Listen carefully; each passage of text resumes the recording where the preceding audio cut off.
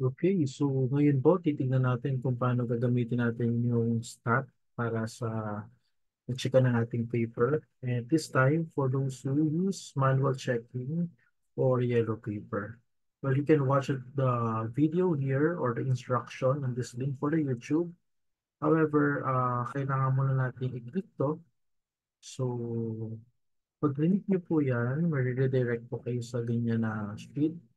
Ito pong link na to, i-forward natin sa student. Now you have to take note that you have to copy the file per section and make sure that the file is shared or allow anyone with a link as editor. So ang goal kasi natin dito, after machikan ng estudyante, pwede natin ipa-encode nila sa officers or sa mga estudyante mismo para mas mabilis tayo mag-input. So what we're gonna do here is, of course, take a copy. So share it with the same people. And then, so for example, your subject is chemistry 2. So my case is chemistry 2. And then we're gonna have make a copy. So habang nagka-copy, uh, nagkaroon tayo ng data. Kasi hindi nyo talaga siya may edit kasi naka-view lang. So here, gawin nyo is instead of viewer, click lang natin to, no? So, wait lang. Ulitin ko lang, no? I-click lang natin itong share. And then, click natin as editor, and then mag-save na siya, and then copy link, and itong link na to, ito yung send natin sa student or sa officers. So, anong gagawin nila? So, each test paper, they will get an encode if they are correct or right.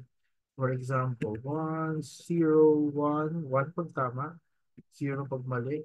Okay? So, yan, no? So, at the end, ganito. Okay. Now, take note, ganyan dapat 100, dapat complete, no? So kapag bakante lang, wala namang voice 21, leave nyo lang yun as blank, no? Now, hindi rin po pwedeng meron item to, no? Naging invalid siya. So kailangan naka-erase. Kung wala talagang paper, kailangan naka-erase. Kasi kakount siya as item.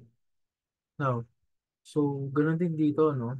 Ganun lang, may papatay ko lang sa student. Now, ingatan lang to na huwag ma-edit or huwag mag-copy-paste kasi ito, automatic di naman lang magagalaw to kasi nakalak yan. Pero sometimes gagalaw pag nagka-copy-paste. Now, if you can see here for the form 1, nagtali tayo which is 0. So, okay na to, no? Itong part na to. So, halimbawa, nagkamali kayo, hanapin nyo lang. Nalagyan nyo ng 0. So, pag tinignan mo yung form 1, you can submit. This is since this is not tally. So, ang gawin nyo, hanapin nyo yung nagkamali. Saan ba nagkamali ng bata? Well, of course, nagkaroon dito ng discrepancy kasi nalagyan ng 0. So, erase nyo lang, no? So, for example, isang mali lang dito, nalagyan nyo lang ng 1. Okay? O kaya, hindi na magtatali dito yan. Okay? So, yun. So, what you're going to do is hanapin nyo lang dito saan ba dapat yung vacant, saan ba dapat yung walang naitali. So, makikita nyo dito, pag sa checker natin, okay na. Now, again, ang pinaka-importante lang naman is ma-encodean to, and then kung wala talagang estudyante, wala tong part na to. Another thing is kapag ito na-blank nyo, for example, na-blank nyo to, hindi pa rin niya magtatali. So the thing here is, hanapin nyo lang kung saan ba yung hindi na-fill up ng student. So for example, tumama siya dyan. So yan, magtatali na siya. Okay? So, anong susunod natin gagawin? Actually, madali na. Halos tapos na yung ating data analysis pag nagawa ng estudyante. So, for example, i-type nyo lang yung Democritus. And then, I'm using chemistry, general chemistry 2. Then, makita na, specialized subject siya. I think, hindi natin gawin ganito. That's a specialized subject. And then, tingnan nyo dito, ilan ba yung total enrollment ko? I think my total enrollment here is 36. So, for example, may isang absent. So, check nyo pa rin dito. Now, almost din na to eh. So, palitan nyo na lang yung pangalan dito ng teacher. I-click nyo lang. In my case, it's me. So, for example, I'm teacher 3. And then, ito na, no, yung mga, ano natin, ano naman yan. nakapalit na yan. And then, form 2 natin, okay naman na. And then, kung gusto nyo ditong isulat yung mga name ng nakakuha ng highest to lowest, pwede rin naman, no? Walang problem dyan, no? Then, pwede nyo na ipasa yan. And then, ito ipiprint natin yung data report analysis. Okay, so I think okay na to, no? So, print na natin tong data report analysis and then form 1. And then kung gusto niyo pa ipasa tong form 2, pwede naman. Lagyan niyo ng name. Ito lang ipapasa natin sa ating data collector. So, for example, sino ang data collector nito? Meron naman dito nakalagay, no? For example, no? General Chemistry 2 sa akin lang naman, no? So, yung mga teacher, magpapasa dito sa teacher assigned to consolidate. So, may separate video naman tayo paano gagawin ng mga magko-consolidate yung overall statistical data. Okay?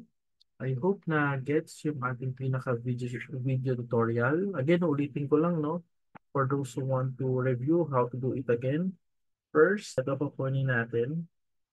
So, click nyo lang itong part na to. Then, file. Then, make a copy. And then, palitan ng pangalan. For example, physics 1.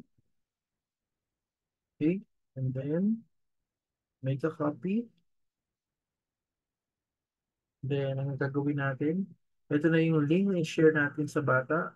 Make it as editor. Anyone with a link can be editor. And then copy link. And then ito na yung i-share natin sa bata. Okay? So, and then papalitan nila itong mga data na to. Yun lang, no? And then after nun, pag napalitan na, pwede na itong galawin itong section.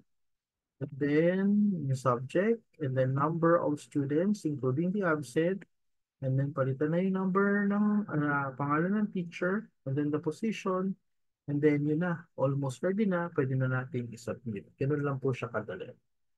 Okay? And that's it. Thank you very much for listening. I hope makapag-comply po tayo. Salamat.